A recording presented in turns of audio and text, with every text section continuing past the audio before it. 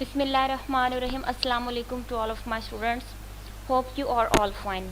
Students principle of marketing के जो आज मैं लेक्चर आपके साथ स्टार्ट करने जा रही हूँ वो लेक्चर नंबर 4 और chapter number 13 retailing and wholesaling.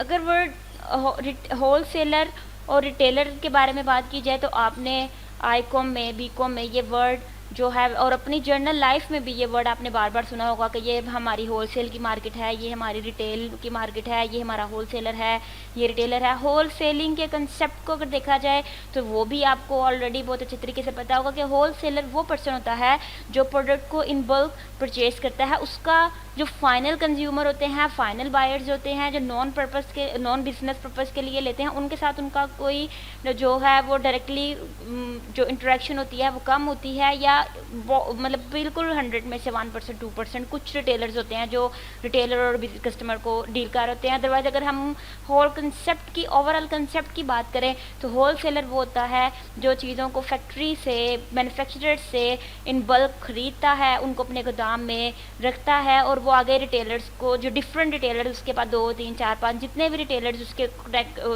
Contact में होते हैं उन तक उसने चीज़ें प्रोवाइड करनी होती हैं। तो अगर हम रिटेलर की बात करें तो रिटेलर वो पर्सन होता है जो होलसेलर से चीज़ उठाता है, लेकिन जो रिटेलर होता है वो इन बल्क कभी भी प्रोडक्ट नहीं लेता, वो उतनी लेगा जितनी वो आगे सेल कर सके। तो रिटेलिंग में वो परचून वे में चीज़ें जितनी भी वो आपने ये वो रिटेलर को हम कहते हैं परचून, तो वो जो चीज़ें जितनी कस्टमर से ख़रीद सकता है, मतलब अगर हम कहते हैं कि अगर होलसेलर ने 40 कर्टन ख़रीदे हैं तो जो रिटेलर होगा वो 5 पे इक्तफा करेगा, ठीक है। तो वो स्मॉल जो है क्वांटिटी में प्रोडक्ट को ख़रीदता है होलसेलर से, और आगे जो हमारे फाइनल कंज्यूमर होते हैं, फाइनल बायर्स होते हैं, जिनका मकसद चीज़ को लेकर दोबारा बेचना नहीं होता, जिनका मकसद उस चीज़ को पर्सनल यूज़ करना होता है, नॉन बिजनेस जो उसका पर्पज़ होता है उसको यूज़ करना होता है। तो रिटेलिंग क्या है? रिटेलिंग एक ऐसी एक्टिविटी है जिसमें इन्वॉल्व होता है कि जो रिटेलर होता है वो चीज़ों की ऐसी एक्टिविटी इन्वॉल्व होती है जिसमें वो चीज़ों को पहुंचाता है फाइनल कंज्यूमर तक उनके पर्सनल यूज़ के लिए, नॉन बिजनेस पर्पज़ के लिए।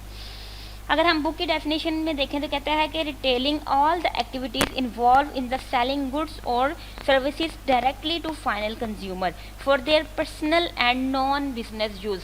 रिटेलिंग में वो एक्टिविटीज़ शामिल हैं जिसमें कहता है कि चीज़ को वो एक्टिविटीज़ शामिल हैं जिसमें चीज़ों को उठाना, अपने होलसेलर से उठाना और डायरेक्टली सेल करना अपने कस्टमर को उसके पर्सनल यूज़ के लिए और उसके नॉन बिजनेस यूज़ के लिए, ठीक है। तो उसके बाद वर्ड आता है रिटेलर।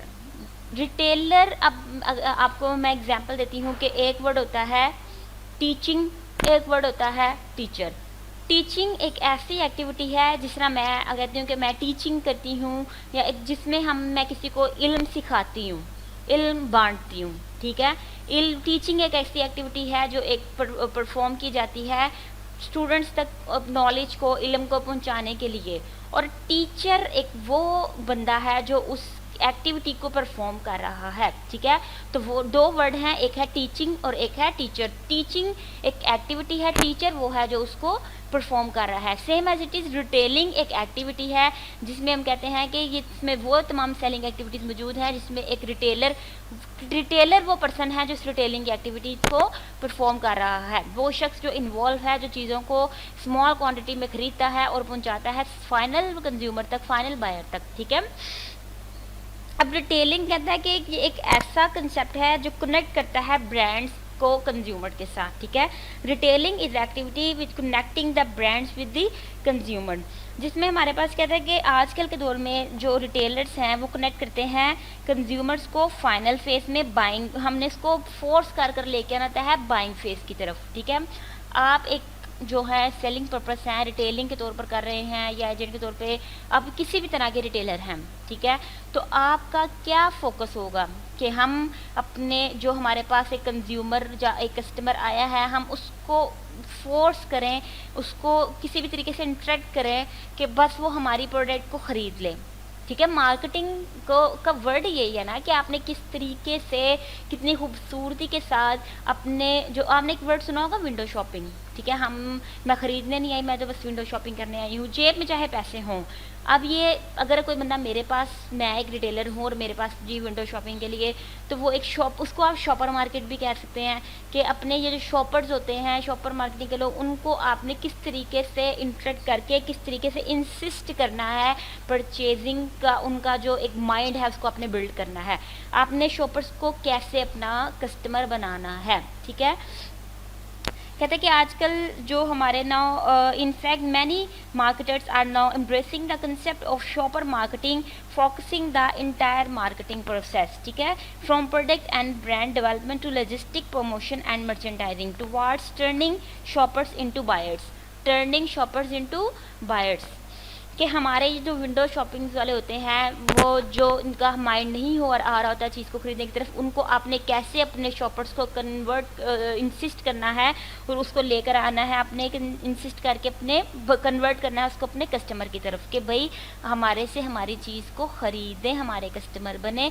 उनको किस तरीके से आपने सेटिस्फाई करना है, ठीक है। मार्केटिंग का बेसिक पर्पज़ ही क्या है, सेटिस्फेक्शन लेवल तक लेके आना अपने कस्टमर को। ओमनी चैनल रिटेलिंग कहते हैं, आपने कभी ये ओमनी चैनल का नाम सुना होगा, जिसमें हम कहते हैं कि हम जो है ऑनलाइन, ठीक है, ऑनलाइन प्रोसेस चला रहे हैं, मोबाइल में अपना सेटअप चला रहे हैं। तो ओमनी चैनल का मतलब ये होता है कि अपनी रिटेलिंग को, अपनी जो मार्केटिंग की स्किल्स को ऑनलाइन चलाना, ठीक है। कहते हैं कि omni channel retailing creating a seamless cross-journal buying experience that integrates in store, online and mobile shopping, ठीक है। अपने जो आपके कंज्यूमर हैं, परचेज़र हैं, उनको ऑनलाइन, मोबाइल की उनको आप अपने स्टोर, जिस तरह हम कहते हैं ना, ये खाड़ी वाले हैं या आपके पास सना साफिनाज वाले हैं, मेट्रो वाले हैं, ये डिफरेंट ब्रांड्स हैं, ये ओमनी चैनल रिटेलिंग का काम भी कर रहे हैं। आप फेसबुक खोलें, आपको फेसबुक पे हर तरह, अब ये हमारे गुल अहमद वाले, उन्होंने इन स्टोर की ऑप्शन भी रखी होगी कि आकर भी परचेज़ करें, और ओमनी चैनल और मोबाइल शॉपिंग की ऑप्शन भी रखी होती है कि घर बैठे शॉपिंग करें, ठीक है। तो ये जो रिटेलिंग, ये इसमें भी ये रिटेलर एक्टिविटीज़ इन्वॉल्व होती है कि वो अपने जो कंज्यूमर हैं, उनको, वो जो फाइनल बायर्स हैं, उनको ये जो फैसिलिटी भी परफॉर्म, या ये समझ लें कि इसको ट्रेंड भी कह सकते हैं। ओमनी चैनल को हम आजकल का लेटेस्ट ट्रेंड भी कह सकते हैं कि वो अपनी सर्विसेज को ऑनलाइन भी प्रोवाइड कर रहे हैं अपने कंज्यूमर या फाइनल जो आपके बायर हैं उन तक। आगे कहते हैं कि हमारे पास रिटेलर्स की कुछ टाइप्स होती हैं, टाइप्स ऑफ रिटेलर्स। इसमें हमारे पास डिपेंड करता है कि आपको किस सबसे पहले हमारे पास बात करते हैं अमाउंट ऑफ सर्विस के लिहाज से, कि आप का जो रिटेलर है वो आपको किस हद तक सर्विस दे रहा है। अगर इसको आपको मैं इन वे ब्रीफली अगर सर्विस के बारे में बताऊँ कि आपने कभी बाहर मैकडोनल्ड गए हैं, ठीक है। अब मैकडोनल्ड में आपको कभी भी आकर ये नहीं होगा कि वेटर आए, आपसे ऑर्डर टेक करे और फिर आप जो है बैठ के मस्त मोल अपना ऑर्डर टेबल पे आएगा और आप खाएंगे, नहीं, ठीक है। आपको वहाँ पे जाकर सेल्फ सर्विस के तौर पर खुद जो है अपनी जो है ऑर्डर बुक कराना होता है, सेल्फ सर्विस रिटेलर, ठीक है।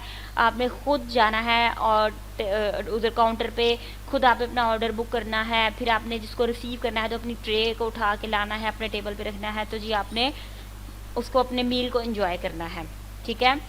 तो इसे कहते हैं सेल्फ सर्विस रिटेलर, वो जिसमें आपने अपनी वो फुल सर्विसेज आपको नहीं दे रहे होते, उसमें आपने जो है खुद अपने पार्टिसिपेट करना होता है। Self service retailer serve customer who are willing to perform their own locate compared select process to save time और मनी, ठीक है। अब आपका जो वेटर, उनके पास एक ऑर्डर टेकर या एक मैनेजर है, वो एक टेबल पर जाएगा, दूसरे पे जाएगा, तीसरे पे जाएगा, कहीं चौथे पांचवें पे जाके आपकी बारी आएगी।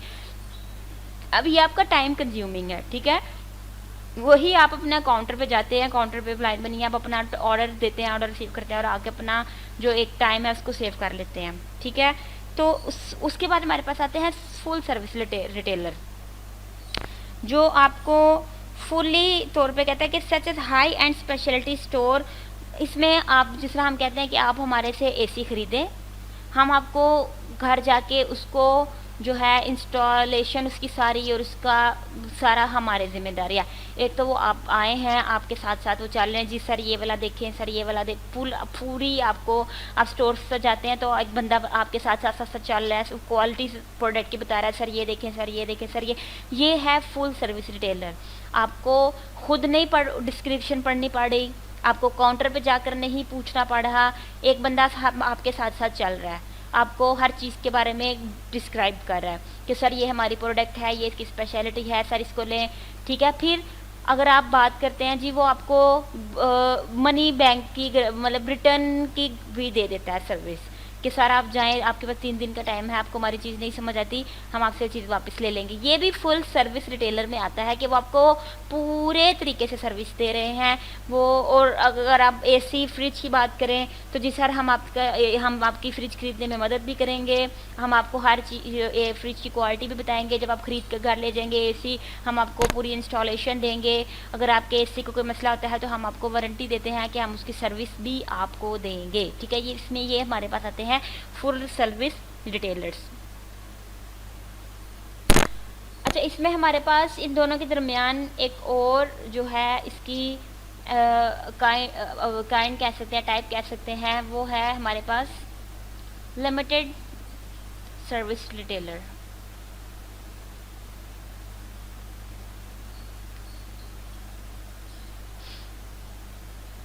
लिमिटेड सर्विस, अब मैंने आपको फुल सर्विस में बताया कि वो आपको कहते हैं कि आप एसी खरीदें, हम आपको इंस्टॉलेशन भी देंगे, अगर आपके एसी को कोई मसला होता है हम आपको बाद में रिपेयरिंग भी देंगे, पूरी सर्विस देंगे। लिमिटेड सर्विस में उसकी जो सर्विसेज हैं वो लिमिटेड होंगी, ठीक है। अब आप जो भी प्रोडक्ट खरीद रहे हो वो आपको ये नहीं कहता कि अब ये सेल्फ और फुल के दरमियान है, आपको वो बिल्कुल आपके अपने आप पर भी नहीं छोड़ते कि नहीं जी आप खुद ही आएँ, खुद ही ऑर्डर दें, खुद ही चीज़ पिकअप करें, और वो आपको इतनी सर्विस भी नहीं देते कि जी आप चीज़ लेकर घर चले जाएं, हम फिर भी आपके साथ हैं।